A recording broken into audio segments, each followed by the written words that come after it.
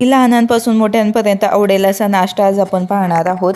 त्याच्यासाठी चणा डाळ मी रात्रभर भिजत ठेवली, कमीत कमी 2 तास ही भिजत ठेवायची आहे। त्यानंतर स्वच्छ धुवून एका मिक्सरच्या भांड्यात काढली, 2 ते 3 चमचे बाजूला ठेवून द्यायची। यामध्ये हिरवी मिरची, आल्याचा तुकडा, 3 ते 4 कढीपत्त्याची पाने, अगदी चमचाभर पाणी टाकून याची पेस्ट बनवून घ्यायची ओबडधोबड। नंतर यामध्ये कांदा आणि कोथिंबीर देखील कट करून घेतलेली आहे।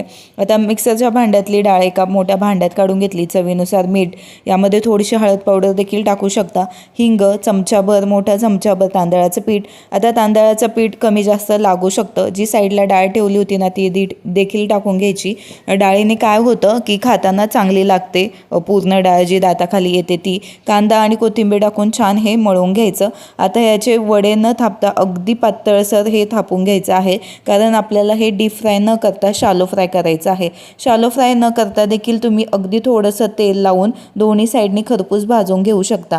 या ठिकाणी मी मस्त असं हे शालो फ्राय करून घेते। अगदी पहिल्यांदा मीडियम फ्लेमवर ठेवून नंतर लो फ्लेमवर हे भाजून घ्यायचं, जेणेकरून दोन्ही साईड अगदी खरपूस भाजून तयार होतात आणि खाताना देखील अगदी टेस्टी असे लागतात। न तळता अगदी टेस्टी नाश्ता रेडी आहे, नक्की ट्राय करा।